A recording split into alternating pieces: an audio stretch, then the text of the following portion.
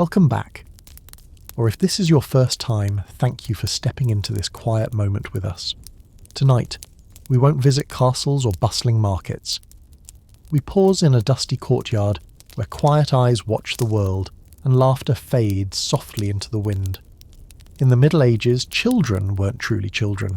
There were no bright classrooms, no playtime snacks, only small hands gripping tools and 10-year-old girls in wedding gowns. Childhood, if it existed, was a luxury. Join Sleeping History as we explore a time when childhood had no name. When you think of children, the image that comes to mind might be innocent faces, sparkling eyes, and the sound of laughter ringing through a sunlit schoolyard. Today, children are seen as little beings who need love, protection, and nurturing in a safe and supportive environment. But it hasn't always been this way. In medieval Europe, from roughly the 5th to the 15th century, the concept of childhood, as we understand it today, almost didn't exist. In the eyes of society at that time, children weren't seen as a separate group needing special care. Instead, they were considered unfinished adults, not yet strong enough to work, but already in training to become full-grown members of society. From a very young age, children were expected to work, obey, and prepare for adult responsibilities. A 4-year-old might be tasked with tending to younger siblings, starting fires, or gathering firewood. By age 7, boys were apprenticed to learn a trade, while girls helped with childbirth, cooking, or laundry. There were no toys designed just for them. No preschools. A 7-year-old girl might wear her mother's old dress and be expected to behave like a grown woman. Everything revolved around one goal, becoming useful to the family as soon as possible. In peasant society, there was no such thing as raising a child to let them choose their own path. Every child was a cog in the survival machine. Whether a family lived or starved could depend on how much a child could contribute. The common belief at the time was, children are born to obey. A good child was silent, hard-working, and absolutely obedient. Curiosity, questioning, or expressing emotion, seen as signs of defiance and punishable offences. Corporal punishment wasn't rare. It was a widely accepted form of discipline. No one questioned it. But if you think this was only true for poor families, think again. Among the nobility, children, especially boys, were seen as heirs to titles, property, and family honour. But that didn't mean they had a happier childhood.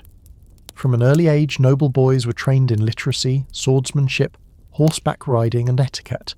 Many were sent away to live in another noble household to learn how to become a man, through a kind of exchange fosterage, often as early as 7 or 8. For noble girls, things weren't much better. Marriage at a young age was common, as marriages were family strategies, not personal choices. So even among the upper classes, children weren't seen as fragile beings needing protection. They were people in training. In the language and official records of the medieval period, there were almost no specific terms for childhood as a distinct developmental stage. No books written especially for children, no clothes or tools tailored to their needs, no toys designed for their hands. This absence of a childhood concept had serious consequences. Children were vulnerable to abuse without protections. They had no voice in major life decisions like marriage, apprenticeship, or taking religious vows. There was little room for emotional growth, creativity, or independent thinking. It wasn't until the Renaissance, and especially the 17th century with philosophers like John Locke and Jean-Jacques Rousseau, that the world began to realise children are not just small adults. They have unique needs, their own pace of development, and deserve protection. Childhood is not a waiting room for adulthood. It's an essential part of being human. Today, with laws, education, technology, and the idea of children's rights, most kids grow up surrounded by care and attention. They attend the best schools, eat the best foods, and are cherished as the centre of family life. Looking back at the Middle Ages, we realise back then children existed only in relation to their duties, not their rights. Understanding this helps us better appreciate the progress we've made in protecting childhood, and feel deeper empathy for the generations who grew up in the forgotten shadows of history. And in the next part, we'll dive deeper into the daily lives of medieval children. What did they eat? What did they play with? And did they ever dream? In a world that never gave them the right to dream. If a child were born during the Middle Ages, the very first thing they would face wouldn't be their mother's smile, but a battle for survival in the very first moments of life. Infant mortality was so high that surviving the first week was already considered a miracle. Historians estimate that between 30% to 50% of children died before the age of 5, and a large portion of those deaths occurred within just a few hours or days after birth. Why? There were many reasons, but they can be divided into 3 main groups. First, unsafe birth conditions. There were no hospitals as we know them today. Most births took place at home, on straw mats, under flickering candlelight. There were no obstetricians, deliveries were handled by midwives. Women with experience often trained through oral tradition. Some were skilled, others only knew how to cut an umbilical cord with a knife. Second, no concept of sterility. Hands were unwashed, knives unboiled, bacteria celebrated wildly. Sepsis, neonatal tetanus, or simply catching a chill on the night of birth. Any of these could easily take a newborn's fragile life. Third, lack of nutrition and medical care. Premature babies, malnourished newborns. There were no incubators, no paediatricians. Even a mild fever could be fatal. Because of this, many families didn't name their babies right away, fearing the child wouldn't live long. Unbaptized infants were often not buried in Christian cemeteries, as they were not yet considered to have a soul. In an era where science had not yet pulled back the veil of the unknown, people placed immense faith in the supernatural. And childbirth, something we now understand biologically, was then cloaked in fear of demonic interference. Lacking knowledge of bacteria or immunity, people believed infants were vulnerable to evil spirits, tormented by wandering souls, or cursed by the evil eye. That's why newborns were often given protective charms, a clove of garlic, a relic bone, or a pouch of herbs sewn into their swaddling cloth, not as decoration, but as a ward against demons. It was believed that a newborn soul was extremely fragile and easily tempted by dark forces. To protect them, babies were baptized within hours, even in the middle of the night, while the mother was still unconscious. If a child died before being baptized, people believed their soul would wander forever in limbo, a realm of neither light nor darkness. These rituals weren't merely religious customs, they were a way for parents to express their love, and their one desperate hope that their child, living or dead, would be protected. And if a baby survived the fragile threshold between life and death, the next pressing question was, who would feed it?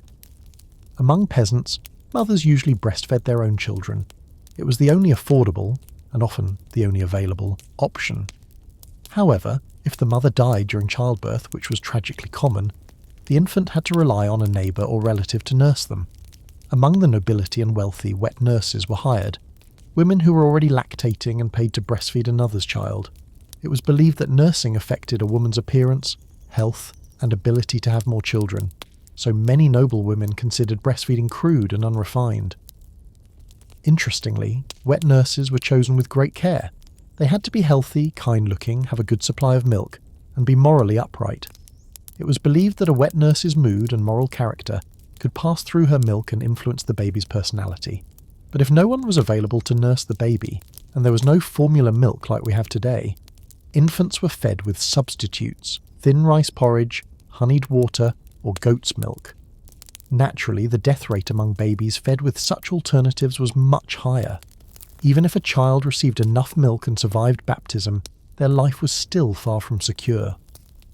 Their cradle was a wooden cot placed near the fireplace, where they risked suffocation from smoke.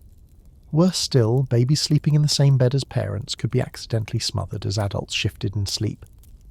And if the baby cried too much at night, people would stuff sleep herbs into their pillow or whisper incantations to soothe the child's soul, both to calm the crying and to ward off evil spirits. In the Middle Ages, the birth and survival of a child in its first months wasn't a certainty. It was a miracle. Behind that first smile lay a gauntlet of trials, dangerous births, spiritual fears, and a crushing lack of hygiene and medicine. Understanding all this gives us a new perspective. The first cry of a medieval newborn wasn't just the beginning of life. It was a challenge hurled at death itself. And if the baby survived, mothers would often sigh with mixed hope and fear. My child lives, but only God knows for how long. Today, infant death is rare. Thanks to modern medicine, even premature babies can thrive in incubators. Nearly every child born has the chance to grow up healthy. And with that, we can see just how fiercely children in the past had to fight, from the very first breath, simply to stay alive.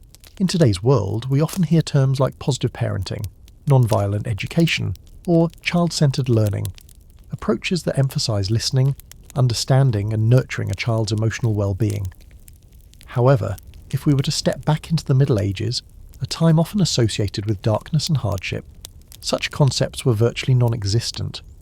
For most people in medieval Europe, children weren't viewed as tender, young sprouts needing gentle care, but rather as incomplete adults who needed to be shaped, disciplined, and, quite literally, beaten into correctness. From the moment they could walk, children were expected to behave like miniature adults. There were no private rooms, no educational toys, and certainly no notion of emotional expression, or explaining right and wrong.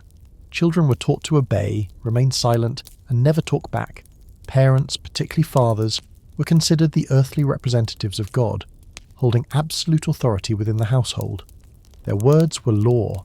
Children had no right to question, resist, or even cry in protest. In the eyes of medieval adults, a good child wasn't one who was loving or creative, but one who was obedient. The quieter and more compliant a child was, the more successful their upbringing was deemed.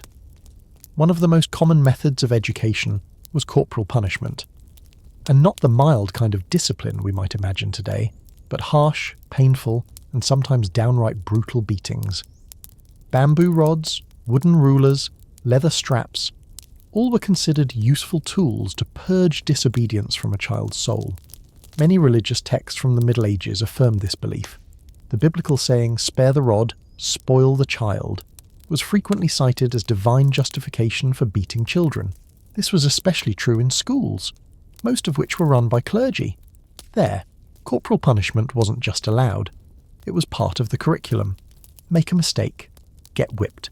Finish an assignment too slowly, get whipped. Forget a Bible verse, definitely get whipped. In some cases, students were even made to strip to the waist and be punished in front of the entire class, to serve as a warning to others. One of the highest moral values in medieval society was absolute filial piety, but not the kind rooted in affection.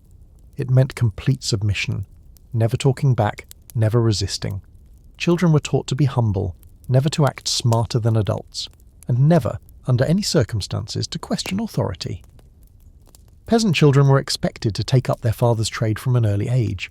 If your father was a blacksmith, then by age 6 or 7, you'd be pulling bellows, stoking fires, fetching nails, and no one cared to hear, "Why can't I go play?" Because play was a luxury, because you were born to serve the family. Among noble families, children might be taught to read and practice etiquette, but the expectations were just as rigid. Boys were groomed to become valiant knights, girls, virtuous ladies. Every action had to conform to strict societal ideals, golden rules for how the elite should behave. Children's emotions, such as sadness, fear, anger, or the need for comfort, were rarely acknowledged. If a child cried, they might be told, "Men don't cry," or "Girls should be modest and not whine." Expressing personal feelings was seen as a sign of weakness or laziness. In certain regions, particularly defiant children could even be thought to be possessed, requiring exorcism. Punishments like locking them in dark churches or forcing them to fast to purify the soul were not uncommon. The result was that many children grew up in a constant state of fear, unable to express themselves. While this harsh environment may have produced obedient adults, it often came at the cost of self-confidence, creativity, and empathy. Still, not every medieval childhood was bleak. In some rural areas, children could play when chores were done, listen to folk tales, or sing nursery rhymes. Some parents did love their children deeply, though they rarely showed it with hugs or praise. Instead, they expressed it through practical care, teaching them a trade, ensuring they had food, or keeping them warm in winter. In noble households, a few fortunate children might be exposed to literature, poetry, or gentle tutors, but these were exceptions, not the norm. The Middle Ages did not see children as individuals with their own thoughts, needs, and feelings. Rather, they were viewed as incomplete beings to be corrected, disciplined, and made obedient.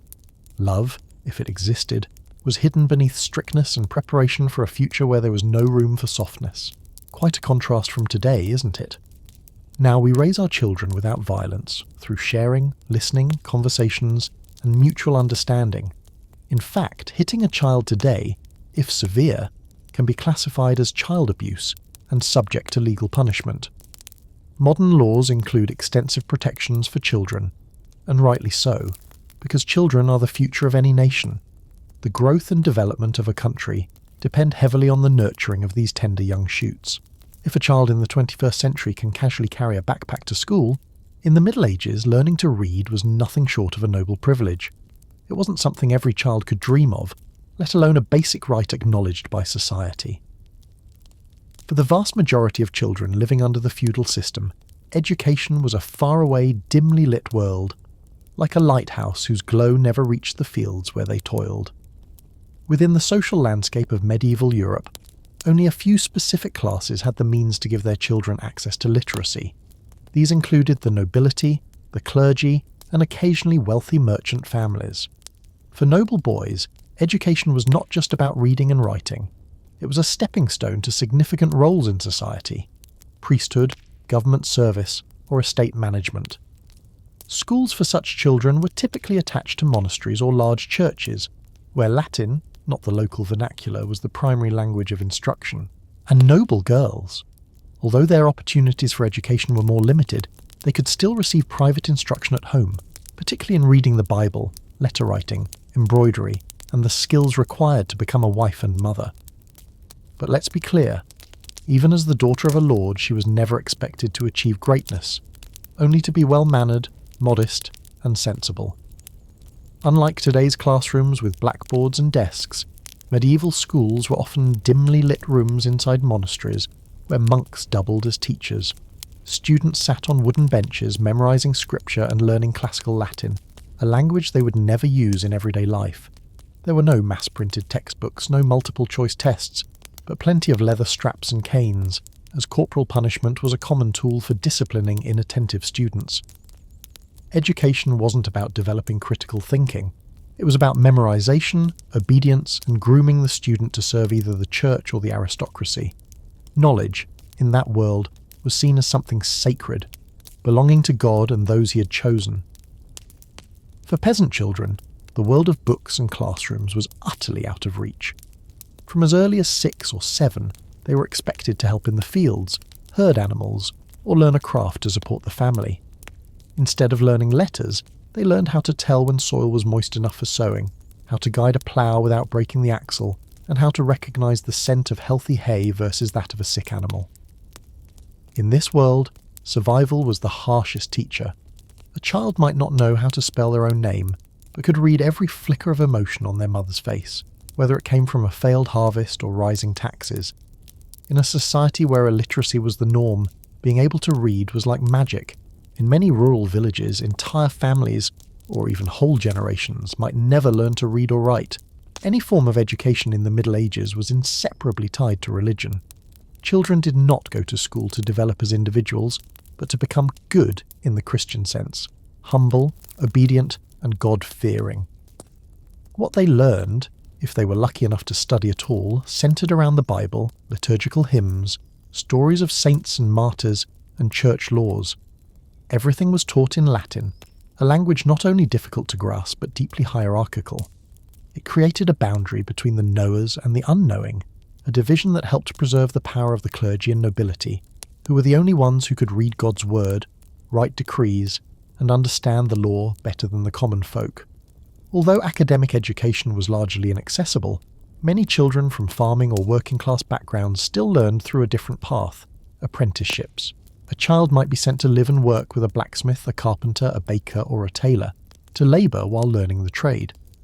These apprenticeships often lasted for many years and were usually unpaid. Children lived as members of the master's household, eating and sleeping under the same roof, while picking up skills from menial tasks to negotiating with customers. Though harsh, this was the only realistic pathway for a poor child to escape the back-breaking labour of the fields, and, with a bit of luck, to eventually become a master craftsman, open their own shop, or pass on the trade to the next generation. So let me ask you, don't you agree that being born in the modern age is a remarkable privilege? Today, children not only get to go to school attendance is mandatory. Illiteracy rates have plummeted to near zero. People have access to knowledge, and with it, the power to change their lives. If you've ever thought childhood was a time for play, snacking on chips and sneaking away from nap time, congratulations, you weren't born in the Middle Ages. because back then, childhood wasn't a period granted for rest or natural development. It was simply the starting point of a lifetime of labour. From their earliest years, children in medieval times were swept into the rhythm of work, not because adults didn't care for them, but because if you didn't work, you went hungry. In a self-sustaining agrarian economy, no one, not even a 5-year-old, could afford to have idle hands for too long. Children typically began helping with chores between the ages of 4 and 6, that tender age when today's kids are still counting fingers and figuring out which hand is left. In a medieval village, once a child could stand steadily and find their way home without getting lost, they were ready to get to work. At first, the tasks were simple: picking vegetables, watching younger siblings, sweeping the house, but as they grew, so did their responsibilities. There was no such thing as housework is mum's job, or children shouldn't touch sharp objects. If you could do it, you did it. For girls, the journey to becoming a capable woman began before they'd even lost their last baby tooth. They learned to cook, clean, mend clothes, spin yarn, weave fabric, and, if there were younger siblings, how to carry babies and change cloth diapers, rough and scratchy ones at that. Some girls even knew how to wash dishes before they could spell their names. It wasn't uncommon for a 9-year-old girl to be in charge of preparing all the meals for the day while her mother worked in the fields or assisted with a childbirth in a neighbouring village. Any skill essential to running a household, from tending animals, doing laundry, to keeping the hearth fire alive through the winter, was learned through hands-on experience. And the boys? Their childhood mantra could be summed up as, lift heavy things, run fast, don't complain when it hurts. Boys were taught to hunt, trap rabbits, herd sheep, chop wood, carry water, spread manure, and help their fathers build stone walls or repair thatched roofs. If the father was a blacksmith, shoemaker, potter, or baker, the son became both apprentice and unpaid labourer throughout his youth. From about age 7, many boys were sent to live with relatives or master craftsmen to begin apprenticeships, basically learning by doing with no pay, just food and hard-earned experience. If a boy was skillful, he might learn a trade. If not, he'd at least know how to handle odd jobs and survive. Children in the Middle Ages weren't seen as dependents to be raised, but as valuable resources. Not because they were allowed to play, but because they were part of the household workforce. Every child, even as young as 5 or 6, was a junior labourer with real worth. A girl who could care for her siblings freed her mother to work in the fields. A boy who could help his father hunt or carry water was already earning his keep. In poorer families, children were sometimes even hired out as cheap labour, as long as they knew basic household tasks. To people at the time, this wasn't considered cruel, quite the opposite. It was seen as a mark of responsibility, maturity, and pride. A child who could work was a child who was good and useful. Forget afternoons of soccer or biking around the block. Medieval children had almost no concept of independent entertainment. Play, if it happened, was squeezed in while waiting for the pot to boil or listening to grandparents tell stories by the fire. Toys were rare and makeshift, a lump of clay moulded into a figure, a stick that became a pretend horse, or a handful of stones for a game of catch. Most play was short-lived and involved whatever was lying around.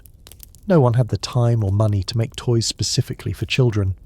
The few moments of free time were often spent on tasks like patching up worn-out shoes, chasing chickens out of the vegetable patch, or helping grandma untangle a messy ball of yarn. Still, not all children were gloomy about having to work. In that context, many found joy in baking with their mother, playing in the dirt while planting vegetables, or racing to see who could carry more buckets of water. Happiness didn't come from expensive things, but from connection, with family, with the village, and maybe even with the broom they'd known since toddlerhood. Today, labour laws protect children under 18 from being employed, though household chores can still be taught from a young age. The difference is we no longer impose them as core duties. Modern children are allowed a full childhood, one of growth, learning, play, and the freedom to enter the workforce only when they're truly ready. When we think of children in the Middle Ages, the image that often comes to mind is of barefoot kids, faces smudged with dirt, running across a dusty courtyard with a stick in hand, pretending to be valiant knights on a dragon-slaying quest. Yes, even though they worked hard from a young age, medieval children did have time to play, but play in the use-what-you-have kind of way. Definitely no colour-changing smart play corners like today's kids enjoy. Medieval children had no iPads, no comic books, no TV, but that didn't stop them from becoming top-tier content creators in their own right, crafting a rich world of folk games and make-believe, many of which still echo today in the playgrounds of rural villages. Hopscotch, tug-of-war, tag, hoop-throwing, and even football using a ball of animal skin stuffed with straw, all were common pastimes.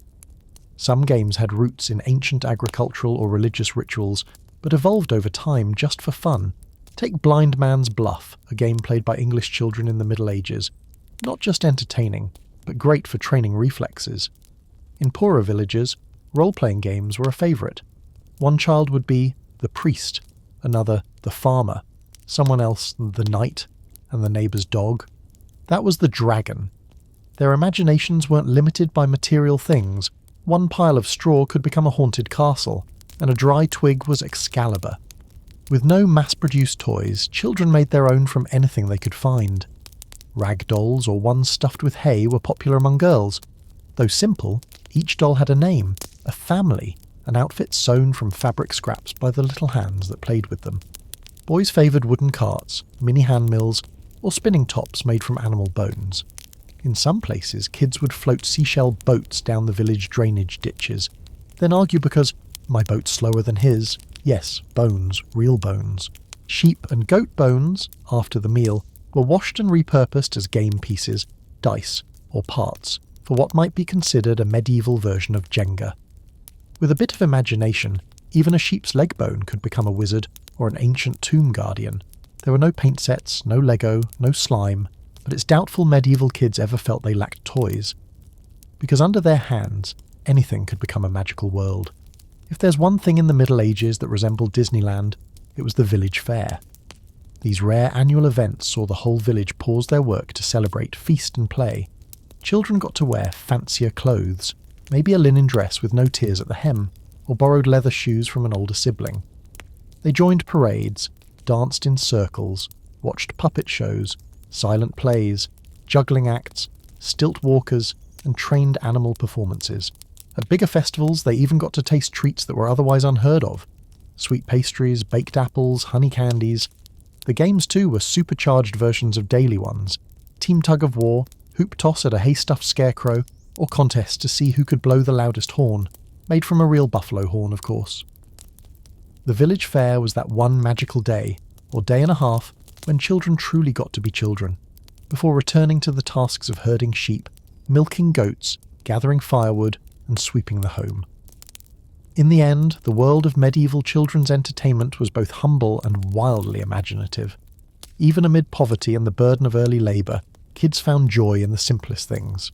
A stone, a blade of grass, a bone, or a hand-me-down story could become the centre of a fantastic adventure, so long as they were given the space to imagine and connect with each other.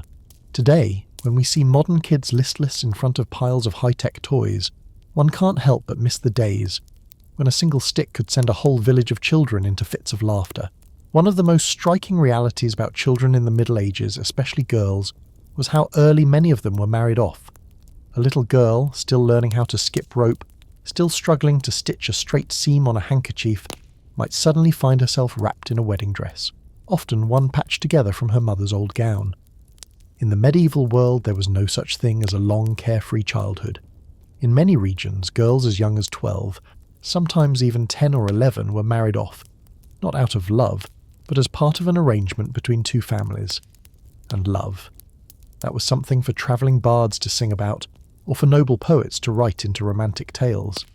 It wasn't a practical concern in the lives of peasant girls, merchants' daughters, or even noble ladies.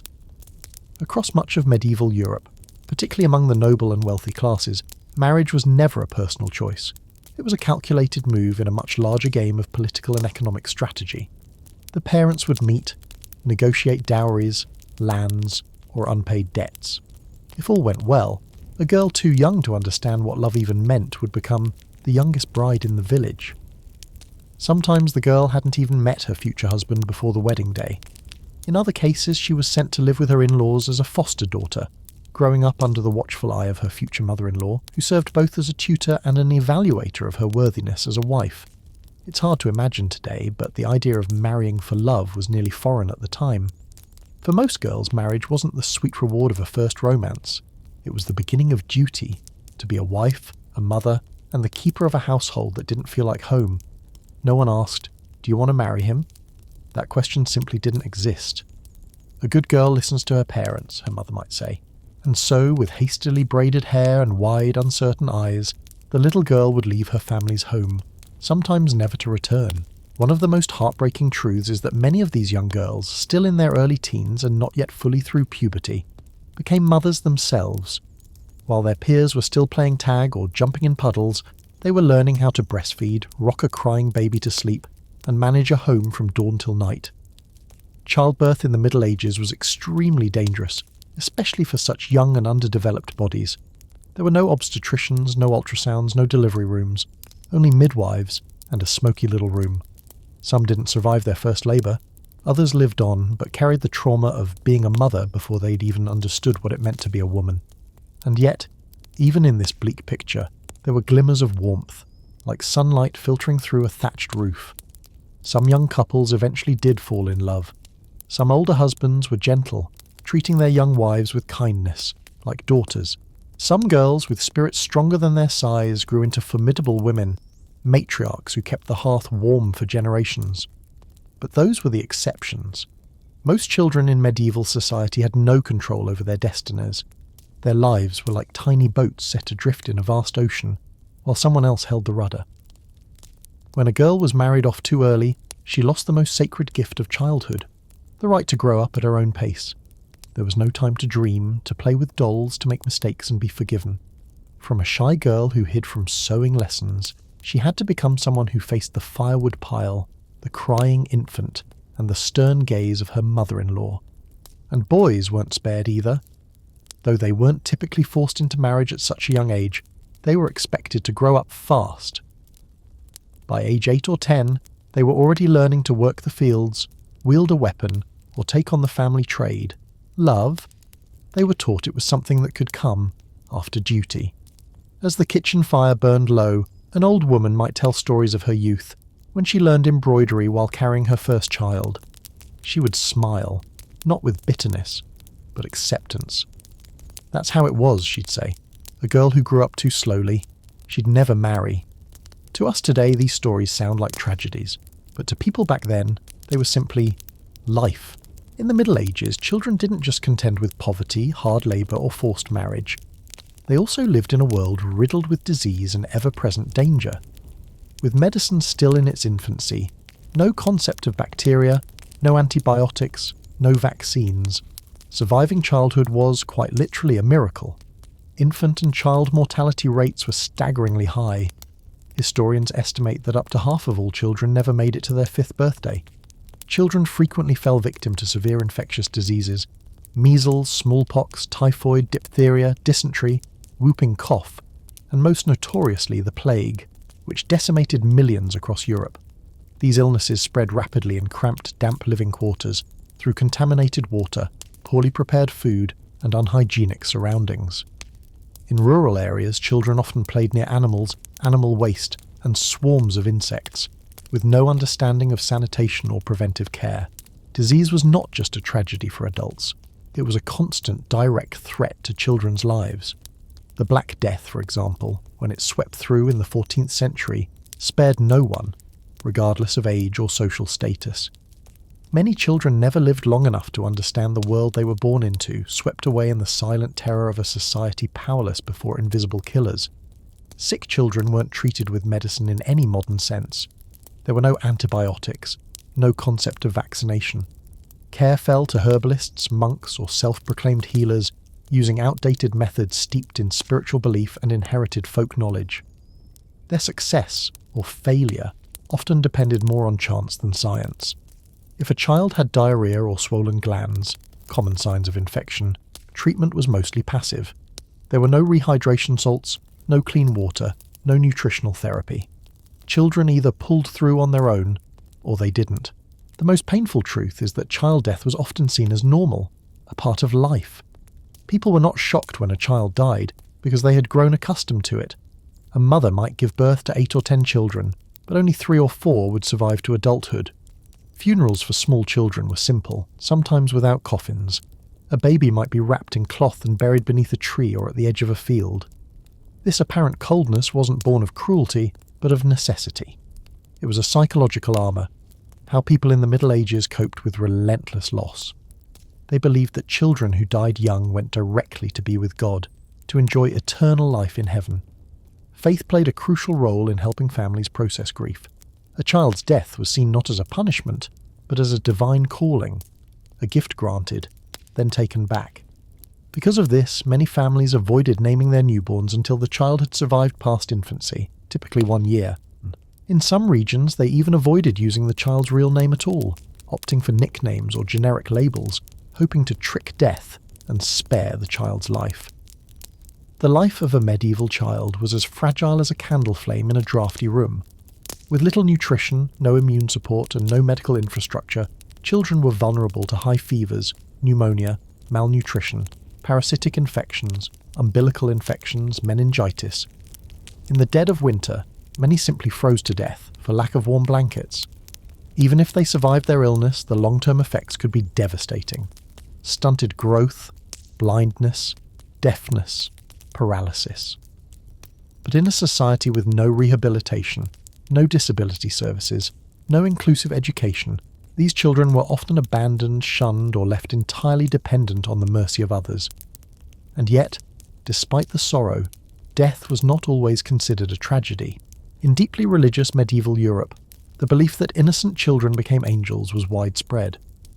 Many paintings of the era depicted cherubic figures, angelic representations of children who had passed away, soaring peacefully near God. Memorials and prayers for deceased children were simple but heartfelt. The ringing of bells, wisps of incense, whispered blessings. These rites helped the living find solace, a hope that their loss was not permanent, that the child still watched over them from a better world, one free of pain, disease, or grief. Death lurked constantly in a medieval child's world, woven into the very fabric of childhood.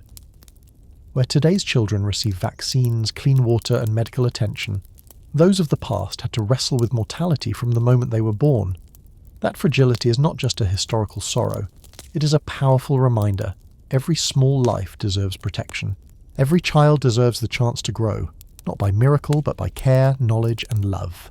In the grand picture of medieval childhood, one of the most powerful yet often overlooked influences is religion and spiritual life.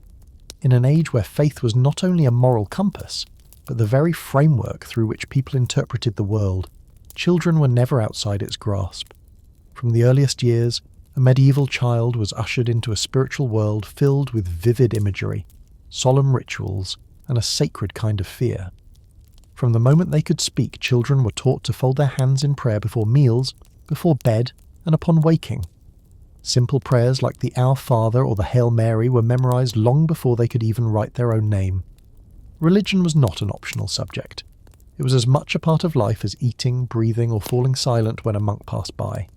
Today, many of us enjoy religious freedom. People can live without faith, grow up outside religious structures, and still be taught morality, kindness, and lawfulness, regardless of belief. But in the Middle Ages, where nearly everyone believed deeply in the divine, every child born was raised in the strict codes of their family's faith. A good child would make God smile. A naughty one? The devil waits under your bed.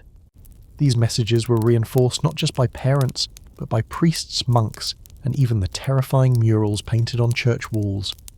Unlike modern children, who are encouraged to understand their feelings and express themselves freely, medieval children were primarily taught to fear. Fear hell. Fear sin. Fear God's wrath. Hell wasn't an abstract concept. It was painted in terrifying detail. Eternal flames, writhing snakes, demons ripping apart the damned. Church murals often depicted these punishments with horror movie intensity.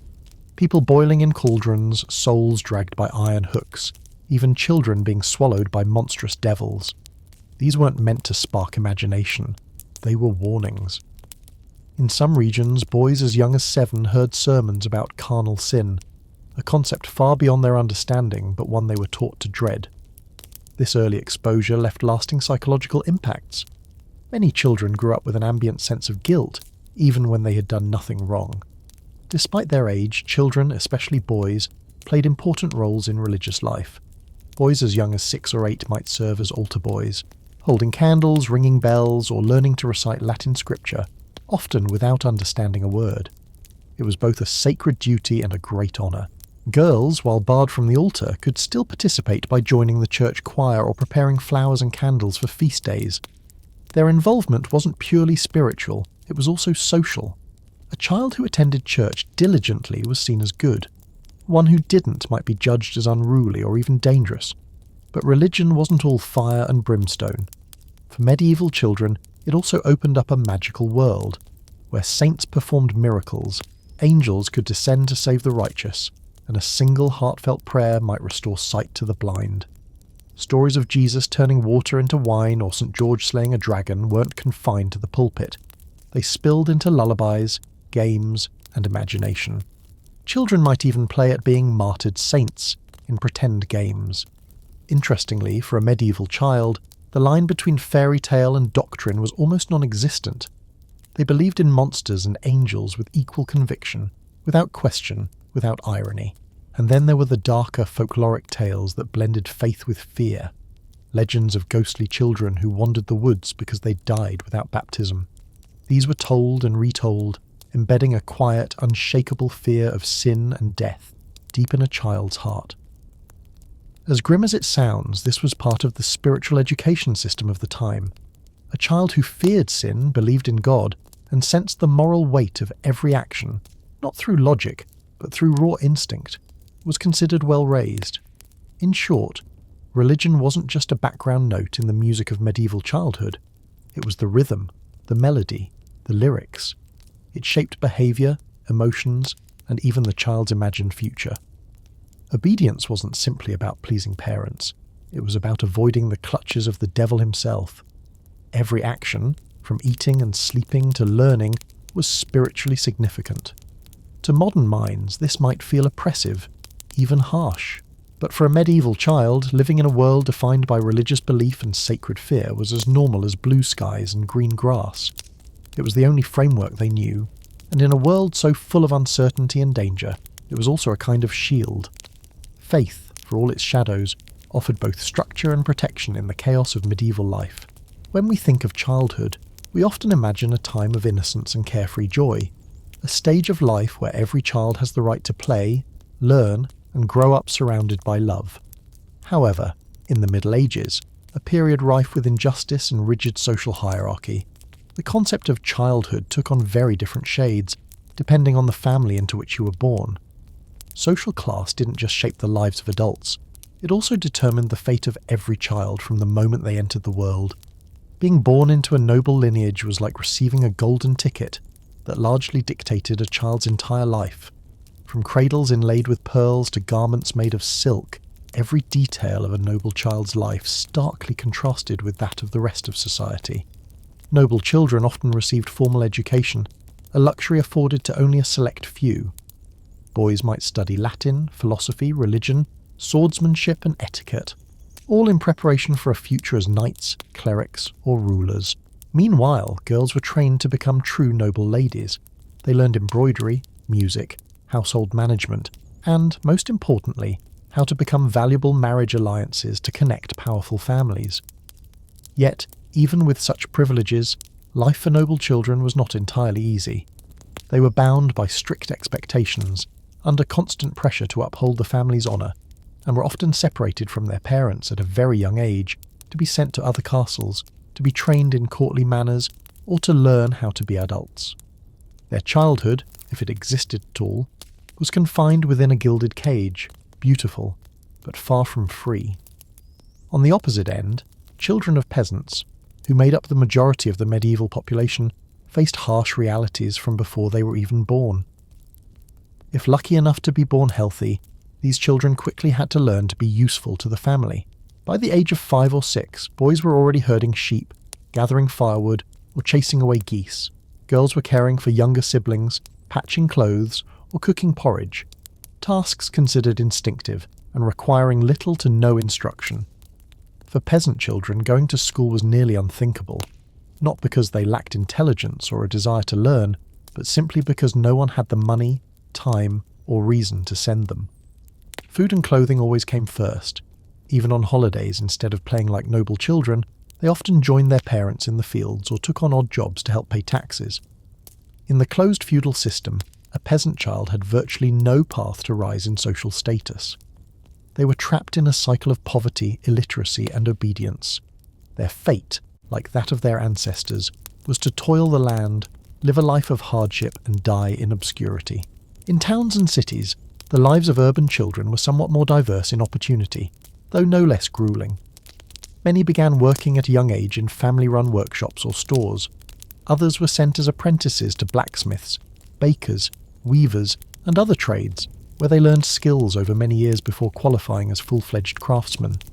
During their apprenticeships, children often lived with their masters, worked without pay, or for very little, in exchange for food, shelter, and vocational training. For those with ambition and a bit of luck, this path was the only way to escape poverty and eventually open a shop of their own. Some larger cities had schools or church-run classes that taught reading, writing, and scripture. Children from middle-class families could sometimes attend these, though the conditions were often crude, with a lack of books and frequent disruptions due to financial hardship.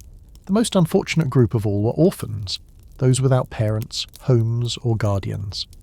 Many were abandoned at monastery gates, lived in almshouses, or were exploited by wealthy families. Others wandered the streets, becoming servants, street vendors, or, tragically, falling into the hands of criminal gangs.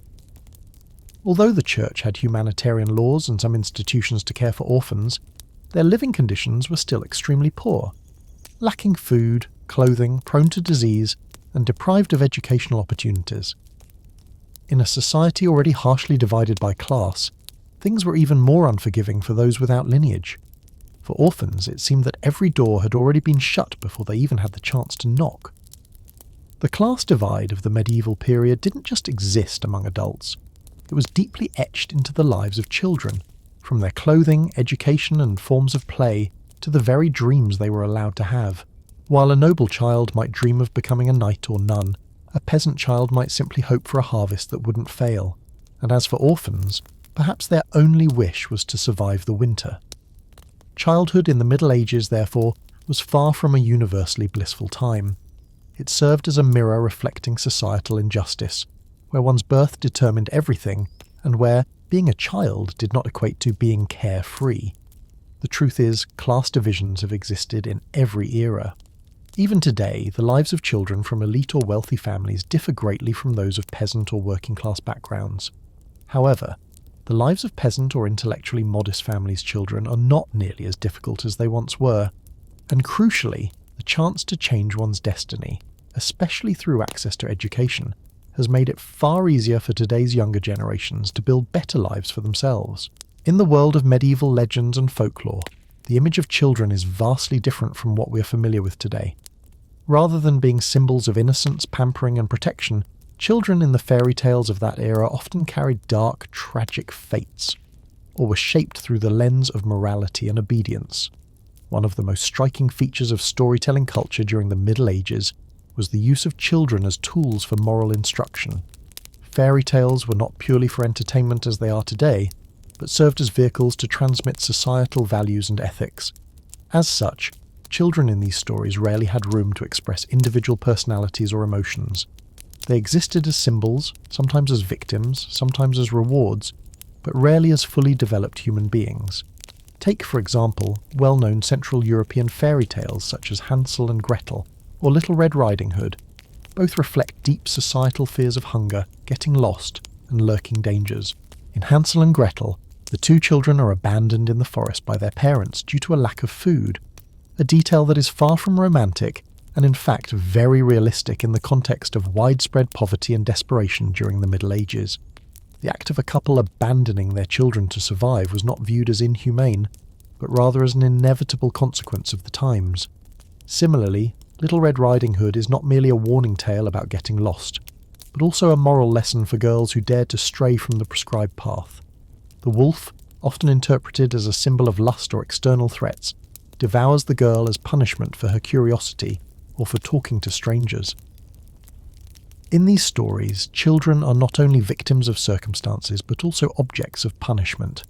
If miracles happen, they usually come from an external force, a fairy, a priest, or divine intervention, not from the child's own intelligence or initiative. This reflects the medieval worldview. People, especially children, must be obedient, accept their fate, and hope for mercy from higher powers. The idea of childhood as an independent phase, with rights to play, explore, and learn, is a modern concept. In the Middle Ages, children were not seen as developing individuals, but as unfinished adults. This is evident in how culture and folklore portrayed them. There are no stories that delve into the inner emotions of a child. Children did not express sadness, joy, anger, or confusion in their own way. The psychological state of a child was not a concern for folk storytellers or the intellectual elite of that time. In mainstream medieval literature, such as religious manuscripts, chronicles, or epics, children were also not central characters. If they appeared at all, they were usually heirs, children of nobility, or shepherd boys, with symbolic significance. Their emotions were omitted, and their value was tied to social rank or their obedience. One notable observation is that depictions of joy or happiness in medieval children, when they did exist, always revolved around their obedience, piety, and moral behaviour. In many tales, the good child who listens to parents, priests, or God is rewarded. Meanwhile, the mischievous, curious, or questioning child is harshly punished, lost, devoured, turned into a beast, or banished to hell. This clearly shows that medieval culture did not encourage the free development of children. Instead, it sought to control, mould, and direct them from a young age according to rigid religious, moral, and social hierarchies. Folk stories, lullabies, and even traditional games were infused with instructional content, rather than created purely for entertainment.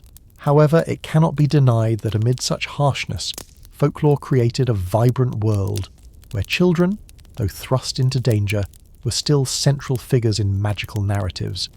That world had witches, castles, sweets, deep forests and enchantments, but always embedded with profound lessons about morality and survival. From this, we gain a broad view of childhood in the past, so vastly different from what it is today. Nowadays, children's psychology receives far more attention. They have more rights, better living conditions, and far more opportunities. One must ask, when even food was scarce, which parent had the time or energy to explore their child's psychological state? How could there possibly be enough resources to indulge or meet a child's emotional needs? As society continues to develop, as humanity becomes more civilized and living conditions improve, children, the generation considered to be the future of humankind, are now prioritized more than ever before. And so, the journey into the world of medieval childhood comes to a close, not with the sound of innocent laughter, but with a quiet reflection on fate, identity, and dreams yet to be spoken. From grand castles to thatched cottages, from bustling fairs to the cold eaves of monasteries, childhood in those days was not always bright or warm. Yet in every dusty step, in every upward glance toward the sky, there remained something remarkably resilient, like a faint but unwavering light, not easily extinguished. Now, as night has fallen, let these stories gently drift through your mind. Though distant and harsh, the childhood of the Middle Ages is still a part of our human memory, a reminder to cherish the present and to dream of a future where every child can grow up freely in love and hope. Wishing you a peaceful sleep wrapped in ancient memories and tender dreams.